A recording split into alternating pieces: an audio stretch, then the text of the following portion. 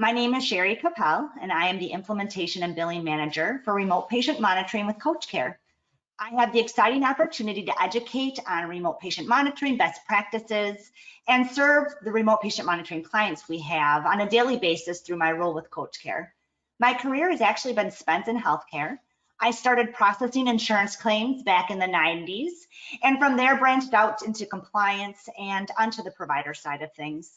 Revenue cycle management and clinical coordination is where I've spent the last 15 years before transferring over to CoachCare, and really helping providers and care teams implement new technologies, workflows, and best practices while securing provider reimbursements and insurance payments and working on all functions of the revenue process. I've even had an opportunity to work with early stage remote patient monitoring startup company. And actually one of my practices was billing remote patient monitoring even before we see the code set that we see today, before it existed. So I'm excited to be here and walk through some of this information with you.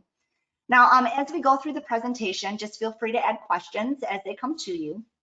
And I do want to remind everyone that there is a link available to download on the go-to platform you see over here. And on your screen, just take a peek, you'll see that there is a PDF for implementing RPM from us.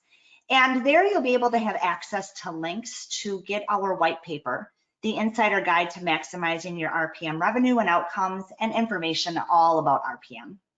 You can also email me at shari@coachcare.com, and that information will also be provided in links.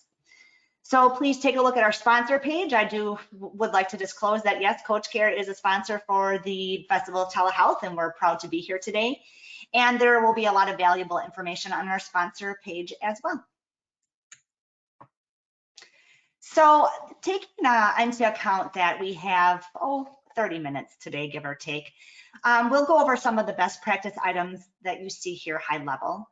I could spend at least 30 minutes on each of the topics individually, but I'll keep it brief for you all today. So please note any questions you have, and then when we have time, we'll go through them at the end of the presentation. For an in-depth look again into RPM, don't forget to download the materials that we just talked about. So best practice for RPM includes understanding the RPM background, CPT coding, and insurance coverages.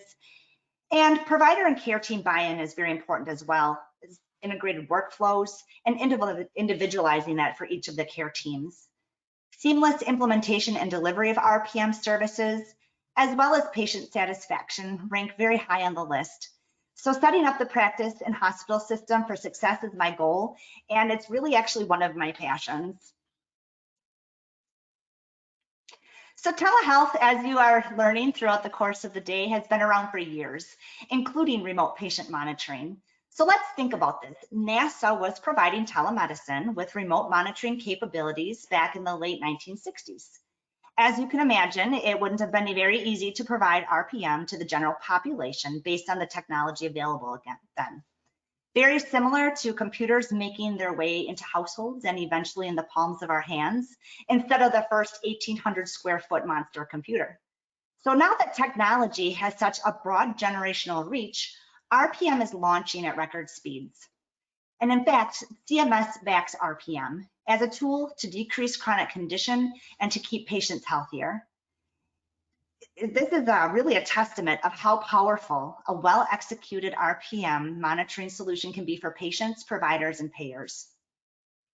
Remote patient monitoring is here to stay, and I want to go over that a little bit because it's important to know that it was here prior to COVID, as you've been hearing throughout these presentations.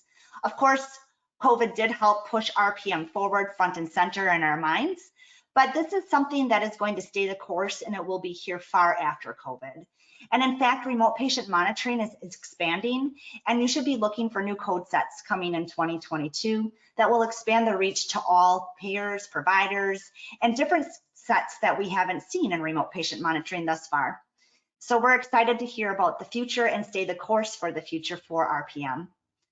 RPM does use patient-facing mobile applications and devices defined by the FDA to provide real-time physiological tracking.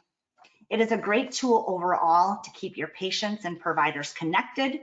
Monitoring can be done in between visits, which makes it very easy to implement, and it increases your billable time as a provider. And truly, the real takeaway with a lot of this is that it creates accountability for the patients, the participants, which really drives better outcomes. So for all of you revenue cycle gurus out there, this is the fun stuff. We have your RPM codes here, and just to let you know that these do fall under the evaluation and management code set. This means that qualified healthcare professionals are designated by CMS can bill for these services. But the best part about the RPM codes is that by definition, the clinical and ancillary staff can take part in the day-to-day monitoring and really digging into the data of the patients under the general supervision of the qualified healthcare provider. So it really allows the entire care team to divide and conquer on patients in practice. The CPT codes for RPM consist of 2 practice expense codes. Those are the technical codes, and they're listed as 99453 and 99454. The setup, one-time fee, and the device supply that is billed out monthly.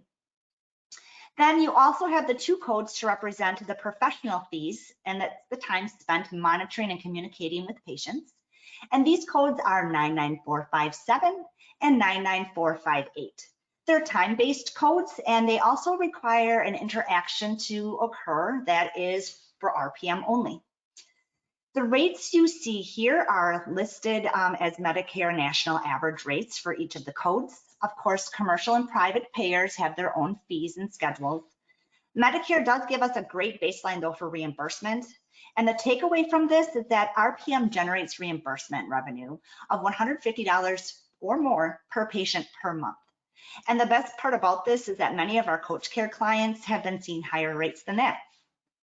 So providers and their care teams have been providing these services all along without a way to monetize prior to the RPM codes coming into play. So it's very exciting news that we can actually offer these services as reimbursable time for your providers and your care teams. RPM CPT codes make it easier for care teams to build up RPM programs within their practice. Services can be performed by clinical staff under the general supervision of a qualified healthcare provider. And again, our latest white paper is available for a deeper dive into all things RPM, so don't forget about the PDF available to download that. So insurance companies do stand behind RPM, and more payers are choosing to cover remote patient monitoring. There is a definite cost savings benefit for payers to provide coverage for RPM. Maximizing conservative care options has been a mainstay with insurance companies, and RPM really helps close the gap with the patient data and analytics being delivered in real time. So this allows payers to access all of the supporting data they need to help with coverage decisions. In essence, it really speeds up the authorization process from the patient and provider side of things, while still providing detailed information for payers to approve services that are outside of that conservative care realm. A reduction in hospital admissions and a decrease in readmissions is also a great benefit to payers and patients alike, of course.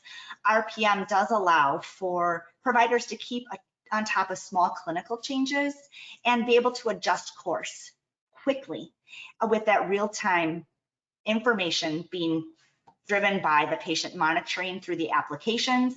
And that really is reducing the point of hospitalization or the point of a critical situation occurring due to the lack of monitoring or not having daily information being flowing through. So remote patient monitoring really does change medicine in the disease management from a reactive to a proactive solution with the real-time health tracking and automated alerts when the patient status changes. So RPM coverage by payers prior to any RPM implementation launch that we do here with CoachCare is make sure we understand the payer lists and the payers that each one of our clients has. And that's important because as we know, each of the individual insurance companies out there that are at a local level or state level, they have a lot of specific policies and caveats from one to the next. So as an overall here, the payer mix example listed here is based on the national companies that have across the board payer policies or no payer policies, and they just cover a remote patient monitoring as a service, following suit with the Medicare guidelines. So at CoachCare, again, I spend a lot of time really digging into payer mix. And as you can see, there is coverage available by big payers.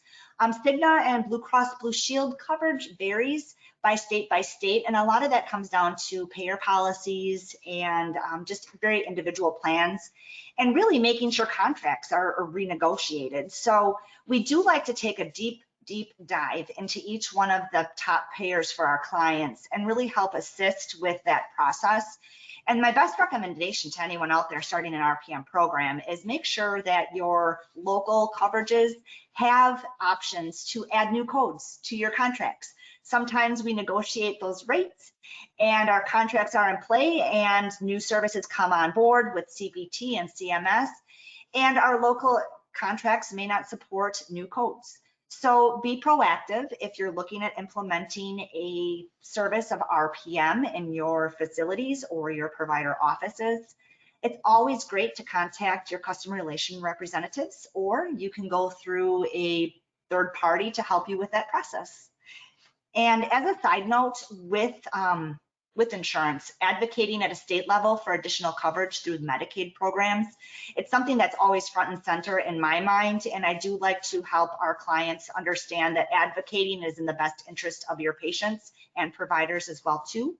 So if you have the power to create change, or you know someone that has the power to create change in coverage opportunities, feel free to reach out to me or reach out to them. RPM has made great strides with Medicare and commercial plans, but it's time to expand coverage to a population that will truly benefit from this as well. And that will really help decrease readmission rates and hospitalization rates in areas where there is a high Medicaid population, and something that is just very much needed across the board.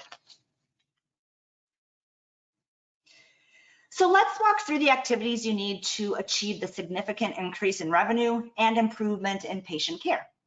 So get paid more for each patient while improving care for all patients through remote patient monitoring. The old way is to increase revenue by trying to bring new patients in with marketing, directory listings, and referrals from other physicians. Marketing to new patients is expensive and it's time consuming. And even in the best case, it can't add much more than 10% to the top of your line due to staff capacity. So spend a lot of money and time to get a few new patients. And unless you have a world-class in-house marketing team with top-tier agencies, most marketing spend is unfortunately wasted. So after spending tens of thousands of dollars, you may add a few patients and then realize that you cannot scale any further due to the staffing capacity. The better way is to prescribe reimbursable remote patient monitoring treatments for your existing and new chronic, at-risk, and post-acute patients, which is likely the majority of the patients you already have. Generating substantial new revenue from your existing patient population while avoiding the wasted spend inherent with marketing. Drastically improve the efficacy of your treatment plans, and watch patients as they get and stay excited about their care. Get your staff focused on value-added activities and reinvigorate by doing good while also doing well. And fill underutilized and under-reimbursed junior staff time with periodic monitoring of your patient's progress. Our RPM implementation should be quick and easy. And that really does depend on the partner you use to implement your RPM process. Here at CoachCare, we have really streamlined our process to get clients up and running quickly. So we do provide a heavy lift, and we're hoping that other vendors do that. If not, you know where to find us.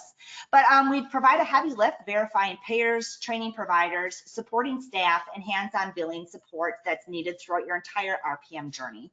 And it's important to have a partner that will support you through this entire journey. Patient education materials surrounding remote patient monitoring is critical to help with teaching patients on how to use information, and marketing support to allow your patients to know you actually have the new service line available. So at CoachCare, it takes fewer than 2 weeks for independent providers to launch their RPM programs. Hospital systems, based on our experience, are a little bit longer, and a lot of that's due to all of the interoperability and security screenings that we go through as a vendor, of course, and just to make sure that we have all the documentation in order that is needed for those locations.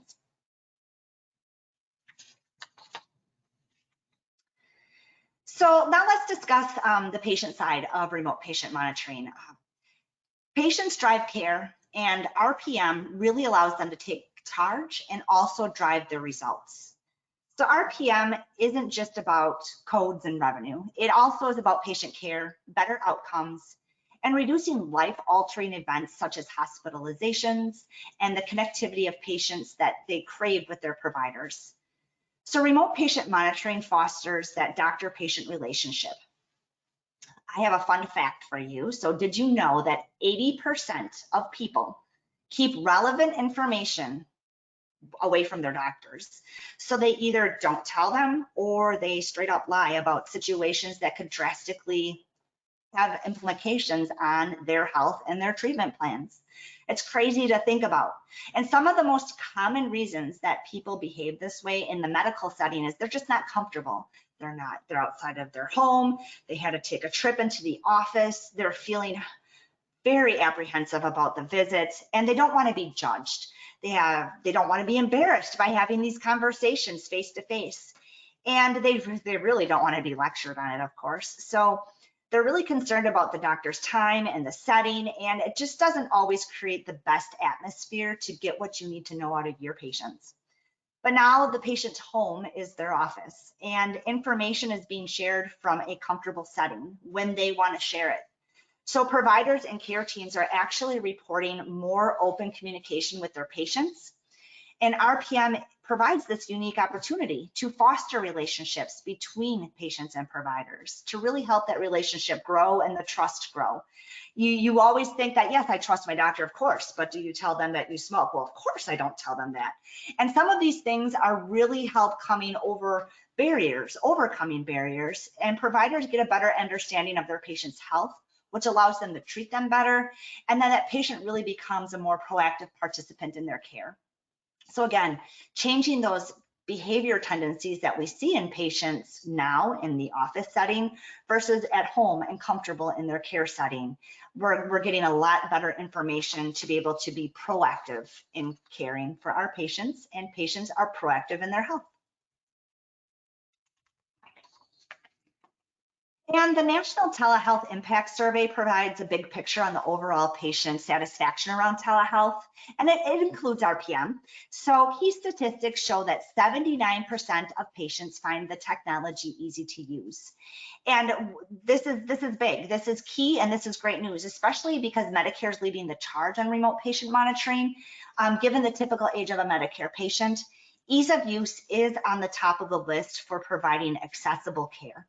So, and you also see that 83% of patients report stronger doctor-patient communication. Again, back to what we were just discussing on the previous slide, that it's important to have this open communication to allow patients to be treated properly and to be treated with the right types of medications and plans based on their complete medical history.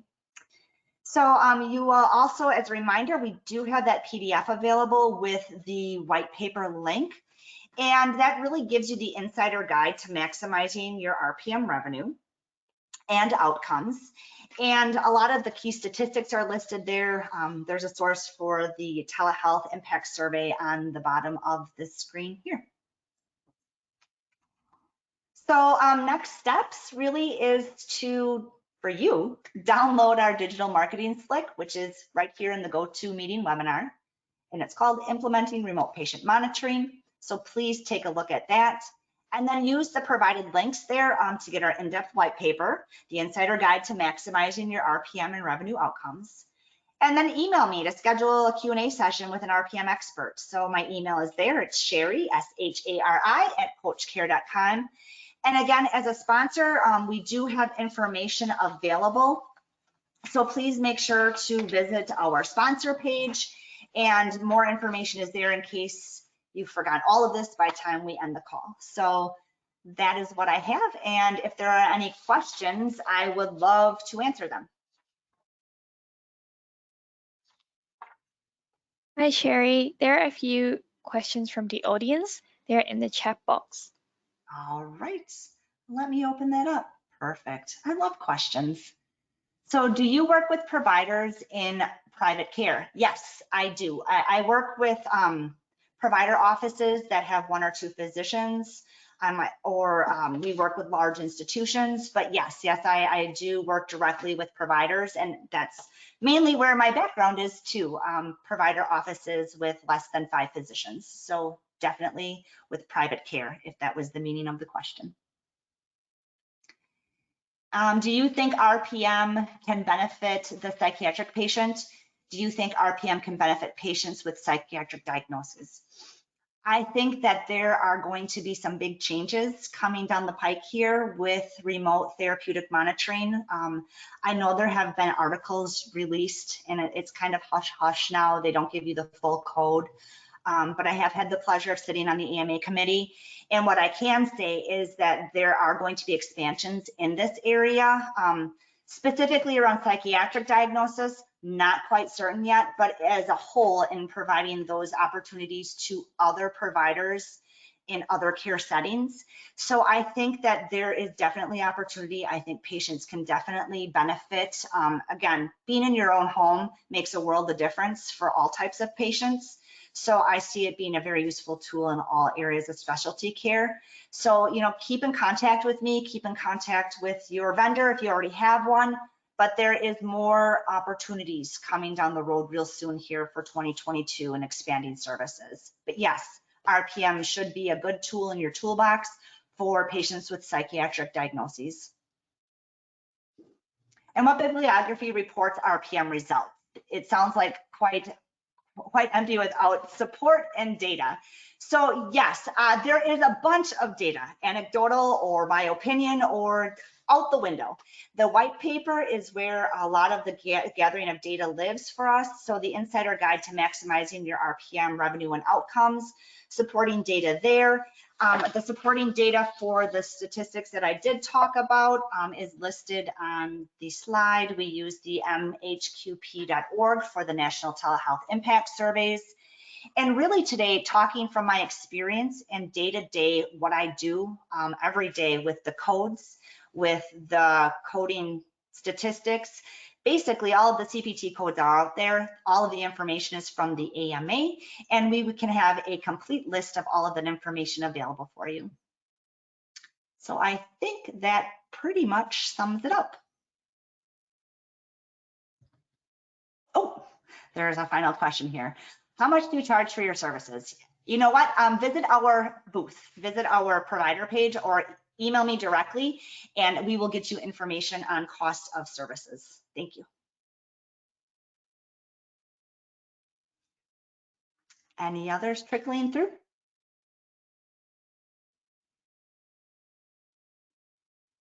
Okay, I think that pretty much wraps it up for us. Thank you very much, Shari, for your presentation. And thank you everyone who joined us in the audience today. We're wrapping up the second edition of the Festival of Telehealth and Digital Health, and we hope to stay in touch with you for the third edition of the event. Thank you very much.